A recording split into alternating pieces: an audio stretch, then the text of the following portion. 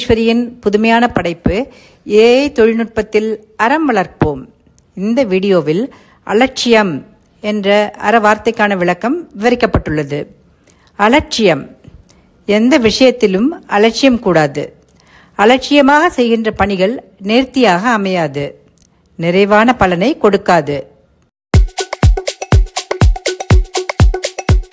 எந்த ஒரு விஷயத்திலும் அலட்சியம் கூடாது. அலட்சியமாக செய்கின்ற பணிகள் நேர்த்தியாக அமையாது. அலட்சியமாக செய்கின்ற நேர்த்தியற்ற பணிகள் என்றுமே நிறைவான பலனை கொடுக்காது.